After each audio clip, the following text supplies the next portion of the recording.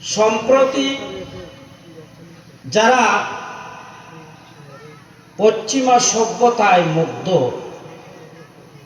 পাশ্চাত্য কৃষ্টি কালচারে যারা আসক্ত, যারা বস্তুবাদমুখী,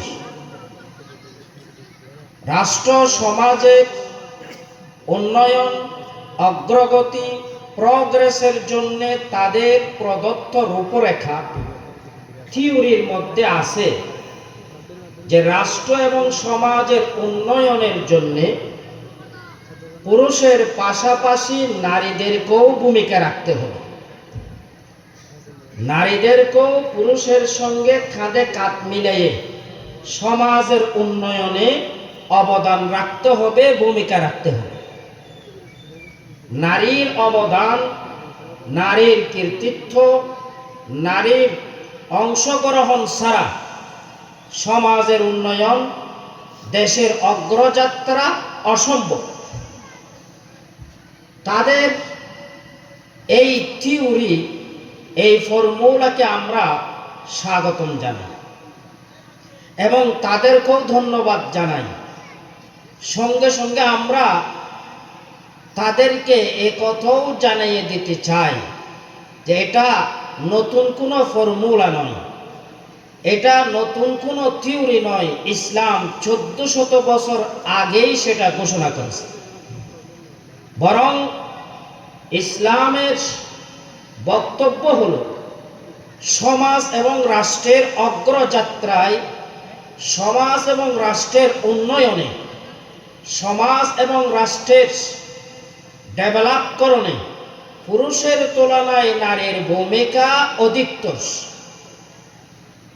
পুরুষের তুলনায় নারীর অংশগ্রহণ অধিক গুরুত্বপূর্ণ। রাসূল করিম সাল্লাল্লাহু আলাইহি ওয়াসাল্লাম হাদিসে বলেন, ক্বালান নবী সাল্লাল্লাহু আলাইহি ওয়াসাল্লাম, আদ-দুনিয়া কুল্লুহা মাতা ওয়া খায়রু মাতা'id দুনিয়া আল মারআতুস সালিহা। আল্লাহর পয়গম্বর বলেন, পৃথিবীর মধ্যে যত সৃষ্টি আছে সকল সৃষ্টি মানব সমাজের জন্য মঙ্গলজনক। পৃথিবীর মধ্যে আল্লাহ পাক যা কিছু সৃষ্টি করেছেন, আকাশ বাতাস, চন্দ্র সূর্য, যা লতা পাতা গাছপালা, জিন পশু, সমুদয় সৃষ্টি মানব সমাজের জন্য মঙ্গলজনক, মানব সমাজের জন্য উপকারী। তবে মানব সমাজের জন্য সবচেয়ে উপকারী, সর্বাধিক মঙ্গলজনক দিনদার পরহেজগার নারী। তাই রাসূল করিম সাল্লাল্লাহু আলাইহি ওয়াসাল্লাম 1400 বছর আগেই ঘোষণা করেছেন সমাজের জন্য পুরুষ থেকেও উপকারী, পুরুষ থেকেও মঙ্গলজনক হলো দিনদার পরহেজগার নারী। এখন প্রশ্ন হলো, সমাজের উন্নয়নে নারীর ভূমিকার স্বরূপ কি হবে, নারীর ভূমিকার ধরন কি হবে? এটা নিয়ে ইসলাম আর পাশ্চাত্য সভ্যতা ফেস টু ফেস। এটা নিয়ে ইসলাম আর পশ্চিমা কৃষ্টি কালচার মুখোমুখি। কারণ ইসলাম আর পশ্চিমা সমাজ দুটোটার গন্তব্য ভিন্ন, দুটোটার টার্গেট ভিন্ন। পশ্চিমা সভ্যতার টার্গেট একদিকে, ইসলামের টার্গেট আরেকদিকে। পশ্চিমা সভ্যতার গন্তব্য একদিকে, ইসলামের গন্তব্য আরেকদিকে। পশ্চিমা সভ্যতার গন্তব্য কি? পার্থিব জীবন থেকে তাদের উদ্দেশ্য কি? তাদের ওই নন্দিত, সমাদৃত, বিখ্যাত সমাজবিজ্ঞানী দার্শনিক ডারউইন 1809 সনে জন্মগ্রহণ করেছে। 1859 সনে একটা বই লিখেছে, on the origin of species, অর্থাৎ প্রজাতির উৎস। 1871 সনে আরেকটা বই লিখেছে, the descent of man, and selection in relation to sex, অর্থাৎ মানব উৎস। এই দুই বইয়ের মাধ্যমে ডারউইন একথা প্রমাণ করার অপপ্রয়াস চালাইয়েছিল, মানুষ মূলত পশু, মূলত জন্তু। মানুষ মূলত পশু, মূলত জন্তু। এই যে ডারউইনের মতবাদ, মানুষ মূলত পশু, মূলত জন্তু, পরবর্তী গবেষণার দ্বারাই যদিও প্রতীয়মান হয় যে এই গবেষণাটা অবাস্তব, এই গবেষণাটা ভিত্তিহীন, কিন্তু মানবতার পরম শত্রু ধর্ম বিশ্বাসের প্রতি চরম বিদ্বেষ পোষণকারী ইহুদিরা ডারউইনের এই মতবাদকে ব্যবহার করেছে তাদের হীন স্বার্থ বাস্তবায়ন করার জন্য। তাদের হীন স্বার্থ, তাদের নোংরা উদ্দেশ্য চরিতার্থ করার জন্য ডারউইনের এই মতবাদকে তারা ব্যবহার করেছে। তাদের স্বার্থ আর উদ্দেশ্য কি? তাদের ওই পবিত্র গ্রন্থ আত-তালমুদ, এখানে লেখা আছে যে আল্লাহ পাক তার প্রিয় বান্দা, আল্লাহ পাকের প্রিয় বান্দা বলে উদ্দেশ্য হলো তাদের মতে ইহুদিরা। কারণ ইহুদি খ্রিস্টানদের দাবি তারা আল্লাহর পুত্র। কোরআন আল্লাহ পাক বলেছে ওয়াকালাতুল ইয়াহুদু ওয়ান নাসারা নাহনু আবনাউল্লাহি ওয়া আহিব্বাহু। ইহুদি খ্রিস্টানদের দাবি তারা আল্লাহর পুত্র, আল্লাহর প্রিয় বান্দা। তাই আত-তালমুদে লেখা আছে আল্লাহ ইহুদি খ্রিস্টানদেরকে সৃষ্টি করেছেন, তারা আরবের গাদা। আরবের গাদা বলে তাদের উদ্দেশ্য হলো আরবের মুসলমান। নাউজুবিল্লাহ। আল্লাহ তাদেরকে সৃষ্টি করেছেন যে তারা আরবের গাদা তথা মুসলমানের উপর যাতে তারা আরোহণ করে, আনন্দ করে, উল্লাস করে, অর্থাৎ মুসলমানদেরকে শাসন করার জন্যে, মুসলমানদের উপর তাদের কর্তৃত্ব আর নেতৃত্ব, আধিপত্য প্রতিষ্ঠা করার জন্য আল্লাহ ইহুদি খ্রিস্টানদেরকে সৃষ্টি করেছেন। নাউজুবিল্লাহ। তাহলে ইহুদিদের উদ্দেশ্য হলো মুসলমানদেরকে শাসন করা, মুসলমানদেরকে শাসন করা, মুসলমানদেরকে নিয়ন্ত্রণ করা, মুসলমানদেরকে দাসী হিসেবে ব্যবহার করা, এটা তাদের টার্গেট। এই যে তাদের উদ্দেশ্য মুসলমানদেরকে শাসন করা, এইটার মধ্যে তারা সফল কিভাবে হবে? তারা কোরআন নিয়ে গবেষণা করেছে। কোরআন নিয়ে গবেষণা করে তারা দেখলো যে কোরআনে আল্লাহ পাক সুস্পষ্টভাবে ঘোষণা করেছেন যারা প্রকৃত ঈমানদার, যারা বাস্তব ঈমানদার, যারা আল্লাহ রসুলকে বাস্তবে অনুসরণ করবে, আনুগত্য করবে, তাদেরকে ইহুদি খ্রিস্টানরা শাসন করতে পারবে না। এটা আল্লাহ পাক স্পষ্ট বলেছেন।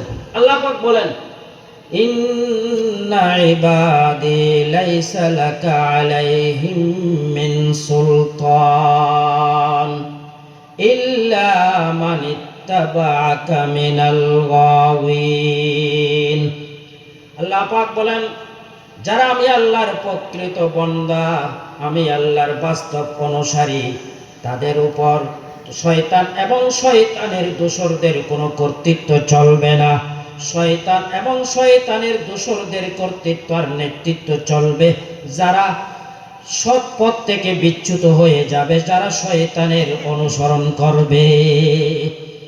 আল্লাহ পাক আর স্পষ্ট করে বলেন ইন্নাহু লাইসা লাহু সুলতানুন আলাল্লাযীনা আমানু ওয়া আলা রাব্বিহিম ইয়াতাওয়াক্কালুন ইন্নামা সুলতানুহু আলাল্লাযীনা ইয়াতাওয়াল্লাউনাহু ওয়াল্লাযীনা হুম বিরাব্বিহিম মুশরিকুন।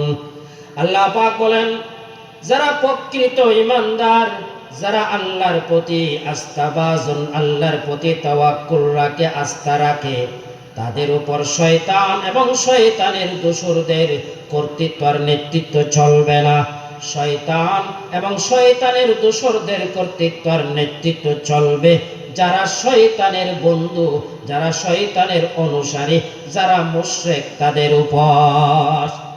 তাহলে ইহুদি খ্রিস্টানরা কোরআনের দ্বারাই এই কথা তারা বুঝতে সক্ষম হলো, মুসলমানদেরকে শাসন করতে হলে পথ একটা, তাদেরকে ঈমান হারা করতে হবে, তাদেরকে ঈমান হারা করতে হবে, তাদেরকে বেঈমান হিসেবে তাদেরকে রূপান্তরিত করতে হবে। এই জন্য ইহুদি পণ্ডিতদের প্রটোকলে লেখা আছে যে আমরা যদি বিশ্বব্যাপী আমাদের কর্তৃত্ব আর নেতৃত্ব প্রতিষ্ঠা করতে চাই, তাহলে সমাজ থেকে ধর্ম নিচ্ছিন্ন করার উদ্যোগ গ্রহণ করতে হবে। সমাজ থেকে ধর্ম নিচ্ছিন্ন করা, নির্মূল করার জন্য উদ্যোগ গ্রহণ করতে হবে। এবং তাদের প্রটোকলে লেখা আছে যে ডারউইন আমাদের দলের লোক না, তবে তার মতবাদকে ব্যবহার করে, তার মতবাদের আলোকে সমাজ থেকে ধর্ম কিভাবে নিচ্ছিন্ন করতে হবে, কিভাবে ধর্ম নির্মূল করতে হবে, সেই পদ্ধতি আমাদের ভালো করেই জানা আছে, আমাদের ভালো করেই জানা আছে। তাহলে ইহুদিদের উদ্দেশ্য কি? ডারউইনের মতবাদকে ব্যবহার করে সমাজ থেকে ধর্ম নির্মূল করা। সমাজ থেকে যখন ধর্ম নির্মূল হয়ে যাবে, মুসলমান আল্লাহর রহমত থেকে দূরে সরে যাবে। দূরে সরে গেলে ইহুদিদের জন্য মুসলমানদেরকে শাসন করা সহজ হয়ে যাবে। তাদের এই লক্ষ্যে তারা তিনজন বড় বড় দার্শনিক বিজ্ঞানীকে নিয়োগ দিয়েছে। একজন হলেন সমাজ বিজ্ঞানী ডারকাইম, দ্বিতীয়জন অর্থবিজ্ঞানী কার্ল মার্কস, তৃতীয়জন মনোবিজ্ঞানী ফরোভিট। এই তিনজন পণ্ডিতকে তারা নিয়োগ দিয়েছে ডারউইনের মতবাদের আলোকে সমাজ থেকে ধর্ম নির্মূল করার জন্য। এই তিনজন তাদের জীবনকে, তাদের মেধাকে, তাদের সর্বশক্তি নিয়োগ করেছে সমাজকে ধর্মহীন করার জন্য, সমাজ থেকে ধর্ম নির্মূল করার জন্য। কিভাবে? তারা সমাজের কাছে ধর্মকে হেয় করে উপস্থাপন করল। ডারকাইম বলতেছে মানুষ যেহেতু মূলত পশু, মূলত জন্তু, পশু আর জন্তুর কোনো ধর্ম নাই, আসেনি? গরু ছাগলের কোনো ধর্ম আছে? নাই। অতএব মানুষের জন্য ধর্ম এটা নেসেসারি, অনিবার্য কোনো বিষয় না। ধর্ম মানা মানুষের জন্য জরুরি না। নাউজুবিল্লাহ, ধর্ম মানা জরুরি না। এই জন্য তো বর্তমান আমরা মুসলমানদের অবস্থা দেখতেছেন, মুসলমান কিন্তু হিন্দু মহিলা বিয়ে করতেছে, আছে না? মুসলমান মহিলা হিন্দু ছেলের সঙ্গে বিয়ে করতেছে, মুসলমান ছেলে হিন্দু মেয়ে বিয়ে করতেছে। তো মুসলমান ছেলে যদি হিন্দু মেয়ে বিয়ে করে, ঈমান থাকবে? এর ঈমান আছে? মুসলমান কি হিন্দু বিয়ে করতে পারে? পারে না। কিন্তু এখন আমরা বলি যে ধর্মকর্ম এটা গুরুত্বপূর্ণ বিষয় না। নাউজুবিল্লাহ। ওই যে ডারকাইম বলল মানুষ যেহেতু মূলত পশু, মূলত জন্তু, পশু আর জন্তুর যেরকম ধর্ম নাই, মানুষের জন্য ধর্ম অনিবার্য বিষয় না, মানতে হবে ধর্ম, এটা জরুরি না। আর কার্ল মার্কস বলতেছে ধর্ম এটা হলো মাদক। ধর্ম এটা কি? মাদক। ধর্ম মাদক মানে মানুষ যখন বিভিন্ন টেনশন ফিল করে, দুশ্চিন্তাগ্রস্ত হয়, বিভিন্ন ধরনের চিন্তা মগ্ন হয়, ওই টেনশন থেকে মুক্তির জন্য মানুষ নেশা করে। মানুষ কি করে? নেশা করে। অনুরূপভাবে সমাজের মধ্যে যারা গরিব আছে, অসহায়, দরিদ্র, অভাবী, তাদের কষ্ট লাঘব করার জন্যে, তাদেরকে টেনশন মুক্ত করার জন্যে ধর্মের দোহাই দেওয়া হয়। দুনিয়ার মধ্যে কষ্ট করে থাকলে আখিরাতে শান্তি পাওয়া যাবে, আখিরাতে শান্তি পাওয়া যাবে। এই জন্য কার্ল মার্কস বলতেছে ধর্ম এটা মাদকের মতো একটা জিনিস। নাউজুবিল্লাহ। ফরোভিট মনোবিজ্ঞানী, সে বলতেছে ধর্মের উৎপত্তি হলো প্রেম কাহিনী থেকে। ধর্মের উৎপত্তি প্রেম কাহিনী থেকে, অর্থাৎ এই ধর্ম সৃষ্টি হয়েছে প্রেম থেকে। তারা কিছু এখানে কাহিনী বানিয়েছে প্রেমের, বলতে ওই প্রেমের কাহিনী থেকেই ধর্মের উৎপত্তি, এতটুকু নয়। এরপর দারকাইন আরো বলতেছে যে মানুষ যেহেতু মূলত পশু, মানুষ যেহেতু মূলত জন্তু, পশু আর জন্তু নিজের যৌন চাহিদা মেটানোর জন্য বিয়ে শাদী করে না। পশু আর জন্তু বিয়ে করে না। অতএব মানুষের জন্য যৌন চাহিদা মেটানোর জন্য বিয়ের দরকার নেই, বিয়ের দরকার নেই। আজকে আমাদের মুসলমান সমাজেও লিভ টুগেদার চলতেছে। কি চলতেছে? Live together. যারা কলেজ পড়ুয়া, ভার্সিটির পড়ুয়া স্টুডেন্ট, যাদের গার্লফ্রেন্ড আছে, বয়ফ্রেন্ড আছে, বিয়ের আগ পর্যন্ত 1 বছর 2 বছর লিভ টুগেদার করে। কি করে? লিভ টুগেদার, অর্থাৎ স্বামী স্ত্রীর মতো তারা বসবাস করে থাকে, আরো এটা নিয়ে গর্ব করে। নাউজুবিল্লাহ। মুসলমানের সন্তান লিভ টুগেদার করে, এটা তো কল্পনাও করা যায় না। কিন্তু আজকের সমাজের মধ্যে দিন দিন মুসলমান ফ্যামিলির মধ্যে ইহুদি খ্রিস্টানদের যে কালচার, লিভ টুগেদারের মাধ্যমে জেনার প্রসার করা হচ্ছে। আজকে সেটাকে গুনাই মনে করা হচ্ছে না, আরো ভদ্রতার উদারতার নিদর্শন মনে করা হয়। আজকে সমাজের মধ্যে এইভাবেই জেনা চুরি দেওয়া হচ্ছে। আধুনিকতার নামে, উদারতার নামে লিভ টুগেদার চলতেছে।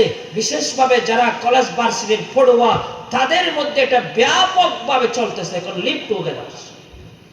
দারকাইন বলতেছে মানুষ যেহেতু মূলত পশু, মূলত জন্তু, পশু আর জন্তুর যেরকম বিয়ের দরকার নেই, মানুষের জন্য বিয়ের দরকার নেই। আর কার্ল মার্কস বলতেছে যে সমাজের উন্নয়নের জন্য নারীদেরকে ঘর থেকে বের হয়ে সমাজের উন্নয়নে অংশগ্রহণ করতে হবে। নারীদেরকে ঘর থেকে বের হয়ে যেতে হবে, ঘরের মধ্যে থাকতে পারবে না। ঘর থেকে বের হয়ে অফিসে চাকরি করতে হবে, মন্ত্রণালয়ে যেতে হবে, অফিস কক্ষে থাকতে হবে। ঘর থেকে বের হয়ে সমাজের উন্নয়নে অংশগ্রহণ করতে হবে। ফরওয়েড বলতেছে মানুষ যেহেতু মূলত পশু, মূলত জন্তু, পশু আর জন্তু যখন ইচ্ছা, যেখানে ইচ্ছা, যেভাবে ইচ্ছা অবাধে যৌন চাহিদা মেটায়। গরু ছাগল যৌন চাহিদা মেটানোর জন্য কি পর্দার আড়ালে যায়? পর্দার আড়ালে যায় না। যখন ইচ্ছা, যেখানে ইচ্ছা, যেভাবে ইচ্ছা যৌন চাহিদা মেটায়। অতএব এই যুগের মহিলাদেরকে অবাধে যৌন চাহিদা মেটানোর অধিকার আদায় করে নিতে হবে। অবাধে যৌন চাহিদা মেটানোর অধিকার আদায় করে নিতে হবে। এটা তো দিল থিওরি, অবাধে যৌন চাহিদা মেটানোর অধিকার আদায় করে নিতে হবে, থিওরি। এই থিওরি বাস্তবায়ন কিভাবে করবে? এটার জন্য ইহুদিরা আবিষ্কার করলো সিনেমা। আবিষ্কার করলো সিনেমা। সিনেমার মাধ্যমে তারা যুবক যুবতীকে ফ্রি সেক্সের দিকে ধাবিত করতেছে। যুবক যুবতীকে অবাধে যৌন চাহিদা মেটানোর দিকে তারা আকর্ষণ করতেছে, আকৃষ্ট করতেছে। এবং আবিষ্কার করলো তারা ফ্যাশনালয়, বিভিন্ন উলঙ্গ অর্ধনগ্ন মহিলাদের ফ্যাশনালয় তারা কি করলো? আবিষ্কার করলো। তারা সিনেমার মাধ্যমে, এই ফ্যাশনের মাধ্যমে তারা সমাজের মধ্যে যত্র তত্র যৌনতাকে ছড়িয়ে দিতে চায়। সমাজের মধ্যে যখন যত্র তত্র অবাধে যৌনতার ছড়াছড়ি হবে, সমাজের যখন যৌন উর্বর হয়ে যাবে, তখন মুসলমানের তরুণ তরুণীরা, সন্তানেরা অবাধে যখন জেনায় লিপ্ত হয়ে যাবে, তাদের উপর আল্লাহর গজব নাযিল আসবে। আল্লাহর গজব নাযিল আসলে ইহুদি খ্রিস্টানদের জন্য মুসলমানদেরকে শাসন করা সহজ হয়ে যাবে। তাহলে ইহুদিদের টার্গেট মুসলমানদেরকে শাসন করা, ঈমান হারা করে, পশু হারা করে। এই যুগের মধ্যে যত উলঙ্গ হওয়া যায়, যত নগ্ন হওয়া যায়, যত বেহায়াপনা হওয়া যায়, যত উলঙ্গপনা হওয়া যায়, তত সেটাকে স্বাধীনতা মনে করে। সেটাকে কি মনে করে? স্বাধীনতা মনে করে, ফ্রিডম মনে করে। তাকে উলঙ্গপনা, বেহায়াপনাকে তাহলে ইহুদি খ্রিস্টানদের উদ্দেশ্য হলো মুসলমানদেরকে বেঈমান করে, ঈমান হারা করে, ধর্ম হারা করে কি করা? শাসন করা। এই জন্য তারা মহিলাদেরকে ঘর থেকে বের করতে চায়। তারা বলে পুরুষের কাঁধে কাঁধ মিলিয়ে পুরুষের মতো করে সমাজের উন্নয়নে ভূমিকা রাখতে হবে। আর ইসলাম কি বলে? ইসলাম বলতেছে মানুষ হলো সৃষ্টির সেরা। মানুষ কি? সৃষ্টির সেরা। এই সৃষ্টির মধ্যে সর্বশ্রেষ্ঠ হলো মানুষ। এটা ইসলামের ঘোষণা। আল্লাহ পাক বলেন ওয়ালাকাদ কাররামনা বানি আদম। আল্লাহ পাক বলেন আমি মানব সন্তানদেরকে সম্মানিত করেছি, তাদেরকে আমি সম্মানিত করে সৃষ্টি করেছি। আল্লাহ পাক মানব জাতিকে, মানব সন্তানদেরকে এত মর্যাদা দান করেছেন, এত সম্মান দান করেছেন। আল্লাহ পাক যখন ফেরেশতাদেরকে আল্লাহ পাক ফেরেশতারা বলেছিলেন, যখন ফেরেশতাদেরকে আল্লাহ অর্ডার দিলেন মানুষকে সেজদা করার জন্য, তারা সেজদা করেছিলেন। সেজদা করার পর ফেরেশতারা আল্লাহ মানুষের সম্মান দেখে, মর্যাদা দেখে ঈর্ষান্বিত হয়ে বললেন, আয় আল্লাহ, মানুষদের জন্য দুনিয়া রিজার্ভ, মানুষ দুনিয়া ভোগ করবে, দুনিয়ার মধ্যে আনন্দ করবে, আর আমাদের জন্য আখিরাত রিজার্ভ, মানুষ বেহেশতের মধ্যে প্রবেশ করতে পারবে না, আমরা ফেরেশতারা এই বেহেশতের মধ্যে প্রবেশ করব। আল্লাহ পাক তাদের এই আবেদনকে নাকচ করে দিলেন, গ্রহণ করলেন না। কিছুদিন পরে তারা আবার আবেদন করলেন, আয় আল্লাহ, মানুষের জন্য দুনিয়া রিজার্ভ, তারা দুনিয়ার মধ্যে বিনোদন করবে, দুনিয়ার মধ্যে আনন্দ করবে, দুনিয়ার মধ্যে তারা এনজয় করবে, আর আমাদের জন্য পরকাল রিজার্ভ থাকবে, আমরা একমাত্র বেহেশত ভোগ করব, মানুষ বেহেশতের মধ্যে প্রবেশ করতে পারবে না। আল্লাহ পাক তাদের আবেদনকে এবারও কি করে দিলেন? নাকচ করে দিলেন।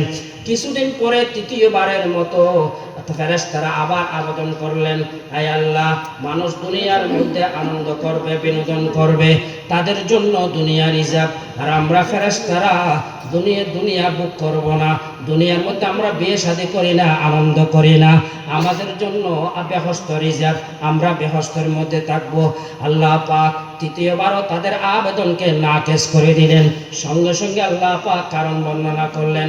আল্লাহ পাক বললেন, হে আমার ফেরেশতারা, পৃথিবী সৃষ্টি করার দুইটা নিয়ম আছে, একটা সাধারণ নিয়ম আর একটা হলো বিশেষ নিয়ম। সাধারণ নিয়ম হলো আমি আল্লাহ যখন কোনো কিছু সৃষ্টি করার ইচ্ছা করি, আমি আল্লাহ বলি কোন, সঙ্গে সঙ্গে হয়ে যায়, এটা সাধারণ নিয়ম। আর একটা বিশেষ নিয়ম, আমি আল্লাহ যখন মানুষ সৃষ্টি করার ইচ্ছা করলাম, সাধারণ নিয়মে সৃষ্টি করি নাই, বিশেষ নিয়মে সৃষ্টি করেছি।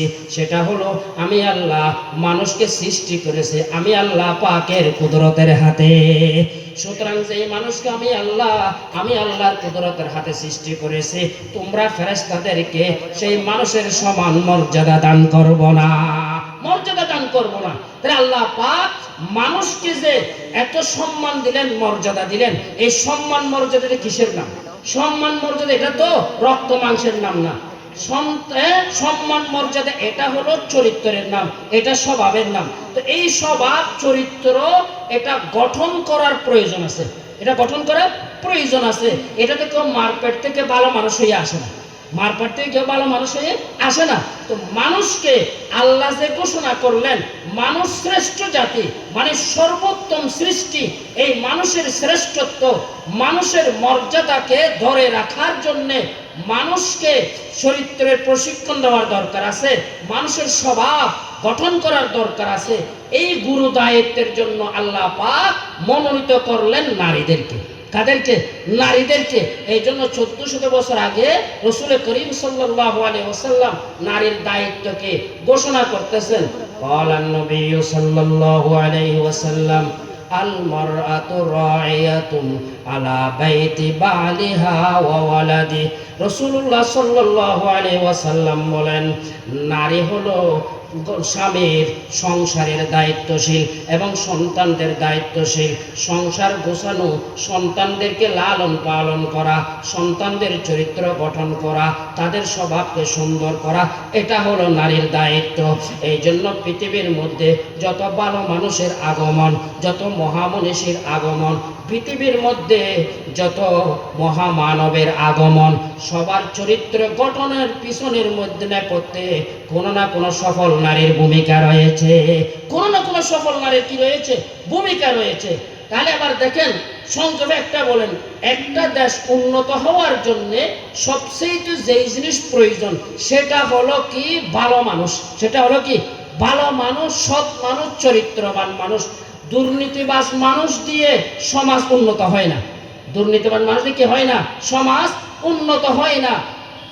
ভারতের প্রখ্যাত প্রাক্তন এই প্রেসিডেন্ট ডক্টর জাকির হোসেন, এই ডক্টর জাকির হোসেন 1946 সনের দিকে ভারতের একটা বিশাল সমাবেশ, তৎকালীন ভারতের বড় বড় মনীষী আবুল কালাম আজাদ, মোহাম্মদ আলী জিন্নাহ সহ বড় বড় ব্যক্তিত্বরা সেখানে উপস্থিত ছিলেন। তিনি সেখানে বললেন যে মানুষের চরিত্র যদি পশুর মতো হয়ে যায়, এই পশুর সমাজে মানবতা মনুষ্যত্বকে ধরে রাখা যায় না। মানবতা মনুষ্যত্বকে ধরে রাখা যায় না। তাহলে মানবতা মনুষ্যত্ব ধরে রাখতে হলে সমাজের মানুষকে মানুষ হিসেবে গঠন করতে হবে। মানুষ হিসেবে গঠন করতে হবে। আর মানুষ হিসেবে গঠন করার জন্য একজন অভিভাবকের প্রয়োজন আছে। এই অভিভাবকের দায়িত্ব আদায় করার জন্য আল্লাহ পাক নারীদেরকে কি করেছেন? মনোনীত করেছেন। নারীরা যখন বাল্যকাল থেকেই সন্তানদেরকে শৈশবকাল থেকেই চরিত্র গঠনের প্রতি মনোনিবেশ করবেন, মনোযোগ দিবেন, ওই সন্তান দেশের একটা রত্ন হবে, দেশের জন্য একজন যোগ্য মানব সম্পদ হয়ে গড়ে উঠবে। ওই সৎ মানুষ যখন নেতৃত্বে যাবে, ওই সৎ মানুষ যখন সমাজ পরিচালনায় যাবে, তখন সমাজকে দুর্নীতিমুক্ত করা সহজ হয়ে যাবে, সমাজকে অপরাধমুক্ত করা সহজ হয়ে যাবে, সমাজের অগ্রযাত্রা সহজ হয়ে যাবে। আর দুর্নীতিবান মানুষ দিয়ে সমাজের উন্নয়ন হয় না। সমাজের কি হয় না? উন্নয়ন হয় না। তাহলে ইসলামের উদ্দেশ্য মানুষকে মানুষ রূপে গঠন করা। তো মানুষকে মানুষ রূপে গঠন করার জন্য অভিভাবকের প্রয়োজন আছে। এই দায়িত্বের জন্য ইসলাম গ্রহণ করেছেন কাদেরকে? নারীদেরকে। এটা তো আগে ইসলাম বলেছিল। আধুনিক যুগের যারা সমাজ বিজ্ঞানী, যারা সমাজ নিয়ে গবেষণা করে, তারাও কিন্তু এই কথা বলতেছে। সোভিয়েত ইউনিয়নের সাবেক প্রধান গর্বাচেভ সেই একটা বই লিখেছে স্ট্রাইকার। সেই স্ট্রাইকার মধ্যে ওমেন একটা চ্যাপ্টার আছে, সেখানে লিখতেছে যে নারীরা ঘর থেকে বের হওয়ার কারণে আমরা কিছুটা লাভবান হয়েছি, অল্প বেতনে শ্রমিক পেয়েছি, অল্প বেতনে শ্রমিক পেয়েছি। কিন্তু নারীরা ঘর থেকে বের হওয়ার কারণে আমাদের যে লস হয়ে গেছে এটা শুধরানো যাবে না। এটা শুধরানো যাবে না। কি? আমাদের নারীরা ঘর থেকে বের হওয়ার কারণে আমাদের ফ্যামিলি ধ্বংস হয়ে যাচ্ছে, আমাদের পরিবার ধ্বংস হয়ে যাচ্ছে, আমাদের সন্তানরা বিপদগামী হয়ে যাচ্ছে। আজকে দেশের মধ্যে শিশু গ্যাং তৈরি হচ্ছে। শিশু গ্যাং, আমাদের শিশুরা আজকে বিভিন্ন সামাজিক অপরাধে আক্রান্ত হয়ে যাচ্ছে, তাদের সঠিক গাইডের অভাবে, সঠিক দিক নির্দেশনা না দেওয়ার জন্য। এগুলোর অহরহ ঘটনা আছে। তাহলে আমরা সমাজের উন্নয়নে নারীরা ভূমিকা রাখবে ইসলামের আলোকে। ওই মহিলা অফিসে যাইয়ে নয়, মন্ত্রণালয়ে যায় নয়, ঘরের মধ্যে সেই সমাজকে সৎ চরিত্রবান, সৎ স্বভাবের নেতা উপহার দিবে। নারীরা কি করবে? সৎ প্রেসিডেন্ট, সৎ মেম্বার, সৎ চেয়ারম্যান উপহার দেবেন নারীরা। যতদিন পর্যন্ত নারীরা তাদের এই ভূমিকা পালন করেছিল, ততদিন পর্যন্ত সমাজের মধ্যে সৎ লোকের অভাব ছিল না, সৎ মেম্বার, সৎ চেয়ারম্যান, সৎ নেতার অভাব ছিল না। নারীরা যখন এই ভূমিকা থেকে সরে গেছে, এখন সৎ লোকের অভাব হয়ে গেছে, সৎ লোকের অভাব হয়ে গেছে।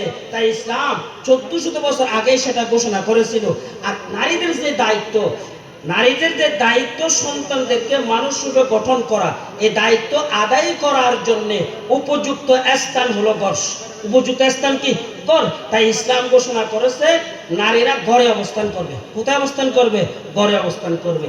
ইসলাম সন্তানের চরিত্র গঠন, সন্তানের স্বভাব, সংশোধন করার প্রতি এত মনোনিবেশ করেছেন, এত গুরুত্ব দিয়েছেন, মহিলাদেরকে মসজিদে না গিয়ে ঘরে নামাজ পড়ার আদেশ দিয়েছেন, মসজিদে না গিয়ে ঘরে নামাজ পড়ার আদেশ দিয়েছেন। কতটুকু গুরুত্ব দিয়েছেন দেখেন।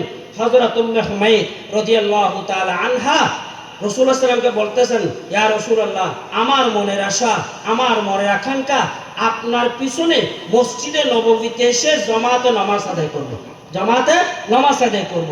এখানে লক্ষণীয় বিষয় হলো মসজিদে নববীতে নামাজ পড়লে এক রাকাতে 50,000 রাকাতের সওয়াব। আবার আমি আর আপনি নামাজ পড়লে কবুল হবে কোনো গ্যারান্টি নেই, আছে নেই। কিন্তু রসুলের পিছনে যার একটা সেজদা দেওয়ার সুযোগ হয়েছে তার সমস্ত গুনাহ মাফ হয়ে যাবে। হাদিসের মধ্যে আছে, এক সাহাবী বললেন, ইয়া রাসূলুল্লাহ, আমি গুনাহ করেছি, আমাকে শাস্তি দেন। রাসূলুল্লাহ সাল্লাল্লাহু আলাইহি ওয়াসাল্লাম বললেন, তুমি আমার সঙ্গে যোহরের নামাজ পড়ো। ওই সাহাবী যোহরের নামাজ পড়লেন। নামাজের পর রাসূলুল্লাহ সাল্লাল্লাহু আলাইহি ওয়াসাল্লাম ওই সাহাবীকে ডাকলেন, ডেকে বললেন, ইয়া হে আমার সাহাবী, তুমি কি নামাজ পড়েছো আমার সঙ্গে? ওই সাহাবী বললেন, হ্যাঁ পড়েছি। রাসূল সাল্লাল্লাহু আলাইহি ওয়াসাল্লাম বললেন, আমার পিছনে নামাজ পড়ার কারণে আল্লাহ পাক তোমার সমস্ত গুনাহ ক্ষমা করে দিয়েছেন। তাহলে মসজিদে নববীতে রসুলের পিছনে নামাজ আদায় করা কত সৌভাগ্যের বিষয় না, কত সৌভাগ্যের বিষয়। তাহলে উম্মে হুমাইদ যে আবেদন করলেন, আমি মসজিদে নববীতে আপনার পিছনে নামাজ আদায় করতে চাই, এই আবেদনটা যথাযথ ছিল। কিন্তু রাসূল সাল্লাল্লাহু আলাইহি ওয়াসাল্লাম কি বললেন? রাসূল সাল্লাল্লাহু আলাইহি ওয়াসাল্লাম বলেন, হে উম্মে হুমাইদ, তোমার মনের আশা, মনের আকাঙ্ক্ষা আমি নবীর পিছনে মসজিদে নববীতে জামাতে নামাজ আদায় করা। তবে তুমি উম্মে হুমাইদ মনোযোগ দিয়ে শোনো, আমি নবীর পিছনে মসজিদে নামাজ আদায় করার চেয়ে তোমার এলাকার জুমা মসজিদে নামাজ আদায় করা উত্তম। জুমা মসজিদে নামাজ আদায় করার চেয়ে পঞ্জগানায় নামাজ আদায় করা উত্তম। পঞ্জগানায় নামাজ আদায় করার চেয়ে তোমার কাছারি ঘরে নামাজ আদায় করা উত্তম। কাছারি ঘরে নামাজ আদায় করার চেয়ে তোমার বারান্দার মধ্যে নামাজ আদায় করা উত্তম। বারান্দার মধ্যে নামাজ আদায় করার চেয়ে তোমার যেটা প্রাইভেট কক্ষ আছে, তোমার যেটা স্পেশাল রুম আছে, ওই স্পেশাল রুমের মধ্যে নামাজ আদায় করা উত্তম। ফলাফল কি দাঁড়ালো? তুমি যদি আমি নবীর পিছনে মসজিদের নববীর মধ্যে এসে জামাতে নামাজ আদায় করো, আর তাহলে তুমি ঘরের মধ্যে নামাজ আদায় করলে তোমাকে আমি নবীর পিছনে মসজিদের নববীতে নামাজ আদায় করার থেকে কোটি গুণ বেশি সওয়াব দান করা হবে, কোটি গুণ বেশি সওয়াব দান করা হবে। তাহলে ঘরের মধ্যে নামাজ পড়ার প্রতি গুরুত্ব দিলেন কেন? মহিলাদের যে দায়িত্ব সন্তানদেরকে মানুষ রূপে গঠন করা, এই দায়িত্বের মধ্যে যাতে ব্যাঘাত না আসে। ইহুদি খ্রিস্টানরা চিন্তা করলো, মুসলমানদের যে নিয়ম মহিলারা ঘরে থাকবে, ঘরে থেকে যদি এরা সন্তানদেরকে দ্বীন শিক্ষা দেয়, ইসলাম শিক্ষা দেয়, তাদেরকে ঈমান হারা করা যাবে না, তাদেরকে বেঈমান করা যাবে না। এই জন্য তারা কৌশল করলো কি, বিখ্যাত এই প্রাচ্যবিদ মোরুবার্গার একটা বই লিখেছে, দি আরব ওয়ার্ল্ড টুডে। সেখানে লিখতেছে যে মুসলমান সমাজকে ধর্ম হারা করার ক্ষেত্রে নারীর ভূমিকা বেশি। কি বলতেছে? ধর্ম সমাজকে ধর্ম হারা করার ক্ষেত্রে, সমাজ থেকে ধর্ম নির্মূলের ক্ষেত্রে শিক্ষিত নারীর ভূমিকা বেশি, শিক্ষিত নারীর ভূমিকা বেশি। এখানে শিক্ষিত মানে যারা পাশ্চাত্য শিক্ষায় শিক্ষিত, যারা বিধর্মী সিলেবাস অনুসারে শিক্ষায় শিক্ষিত, এই ধরনের মহিলাদেরকে দিয়ে ধর্ম নির্মূল করা সহজ। ধর্ম নির্মূল করা কি সহজ? কারণ ওইসব শিক্ষায় শিক্ষিত হয়ে যখন মহিলারা ঘরে থাকবে না, মহিলারা অফিসে চলে যাবে, মহিলারা দোকানে চলে যাবে, মার্কেটে চলে যাবে, সন্তানদেরকে প্রাথমিক দ্বীনি শিক্ষা দেওয়ার সুযোগ থাকবে না। দ্বীনি শিক্ষা যখন পাবে না, এদেরকে ধর্ম হারা করা সহজ হয়ে যাবে, ধর্ম হারা করা সহজ হয়ে যাবে। এই জন্য আমরা ইহুদি খ্রিস্টানদের এইসব ষড়যন্ত্রের প্রতি সতর্কতাকে আমাদের মহিলাদেরকে ঘরের মধ্যে রেখে আমাদের সন্তানগুলোকে মানুষ রূপে গঠন করার চেষ্টা করি, মানুষ রূপে গঠন করার চেষ্টা করি। তাহলে মহিলারা ঘরে থাকবে কেন? মহিলারা তাদের প্রতি অর্পিত দায়িত্ব পালনের জন্য উপযুক্ত স্থান হলো কি? উপযুক্ত স্থান হলো ঘর। এই জন্য দ্বিতীয়ত মহিলাদের জন্য ঘর এটা হলো নিরাপদ স্থান। এটা কি? নিরাপদ স্থান।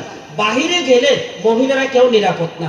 আজকে দেখতেছেন সমাজের মধ্যে কিভাবে যৌন হয়রানি চলতেছে, কিভাবে ইটিজিং চলতেছে, কিভাবে ধর্ষণের ঘটনা চলতেছে, কিভাবে আজকে পরকীয়া চলতেছে, সংসার ধ্বংস হয়ে যাচ্ছে, সবগুলো পর্দাহীনতার ফল, সবগুলো পর্দাহীনতার ফল। এই জন্য রাসূল করিম সাল্লাল্লাহু আলাইহি ওয়াসাল্লাম বলতেছেন, নারীদের জন্য বেহেশতের পথ একেবারে সহজ, একেবারে সহজ। রাসূল ইসলাম বলেন, قال النبي صلى الله عليه وسلم إذا صلت المرأة خمسها وصامت شهرها وأحصنت فرجها وأطاعت بعلها, যে মহিলা 4টা কাজ করবে, কয়টা কাজ? 4টা কাজ। 1 নম্বর 5 ওয়াক্ত নামাজ আদায় করবে, 5 ওয়াক্ত নামাজ ওয়াক্ত মতো আদায় করবে, যেভাবে আদায় করা দরকার, ফরজ ওয়াজিব সবগুলো জেনে আদায় করবে। 2 নম্বর রমজানের রোজা আদায় করবে। 3 নম্বর নিজের গোপন অঙ্গ কি করবে? হেফাজত করবে, গোপন অঙ্গ হেফাজত করবে, জেনা থেকে বাঁচবে, বেগানা পুরুষের সঙ্গে উঠা বসা করবে না। আজকে তো এটা নিয়ে দ্বন্দ্ব হয়ে গেছে যে জেনা এটা অপরাধ কিনা, জেনা এটা অপরাধ কিনা। ব্রিটিশ পার্লামেন্টের মধ্যে প্রস্তাব উত্থাপন করা হলো যে বেপরদার কারণে, জেনার কারণে সমাজের মধ্যে দাঙ্গা হাঙ্গামা চলতেছে, সমাজের মধ্যে বিশৃঙ্খলা চলতেছে, জেনা বন্ধ করা হোক, জেনা বন্ধ করা হোক। ব্রিটিশ পার্লামেন্টের মধ্যে জেনা নিয়ে গবেষণা করার জন্য একটা কমিটি গঠন করা হলো।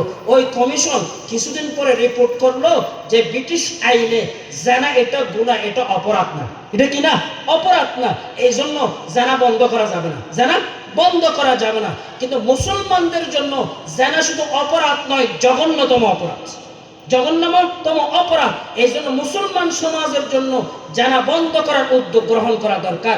আমরা তো জানা মনে করি চূড়ান্ত পর্যায়ের সঙ্গম হয়ে গেলে না, সেখানে চোখের জানা, হাতের জানা, পায়ের জানা, মুখের জানা, এগুলো শরীয়তের মধ্যে কি জানা। এই জন্য আমরা সমাজের মধ্যে থেকে এই জানাগুলো নির্মূল করার জন্য চেষ্টা করি। আজকে তো সংসারের মধ্যে অধিকাংশ ফ্যামিলির মধ্যে তালাকের মশলা না জানার কারণে অধিকাংশ ফ্যামিলির মধ্যে জানা চলতেছে। 3 তালাক দিয়ে গেছে, হয়ে গেছে সারাসারি, তারপরেও তাকে নিয়ে সংসার করতেছে, সংসার করতেছে। 10 বছর 12 বছর সংসার করলো, তারপরে ফতোয়ার জন্য যায়, তারপরে ফতোয়ার জন্য যে এরকম অহরহ চলতেছে। আল্লাহর পয়গম্বর বলেন, যে মহিলা নিজের গোপনাঙ্গ হেফাজত করবে। 4 নম্বর, যে মহিলা স্বামীর আনুগত্য করবে, স্বামীর আনুগত্য করবে। 4টা কাজ যে মহিলা করবে তার জন্য বেহেশতের 8টা গেট খুলে দেওয়া হবে, বেহেশতের 8টা গেট খুলে দেওয়া হবে। আল্লাহ পাক আমাদেরকে পাশ্চাত্য সভ্যতা কালচার থেকে বেঁচে ইসলামের যে কালচার, ইসলামের যে বিধিনিষেধ আহকাম, এগুলো মেনে চলার তৌফিক দান করুক। ওয়া আখিরু দাওয়ানা আলহামদুলিল্লাহি রাব্বিল আলামিন। আসসালামু আলাইকুম ওয়া রাহমাতুল্লাহি ওয়া বারাকাতুহু।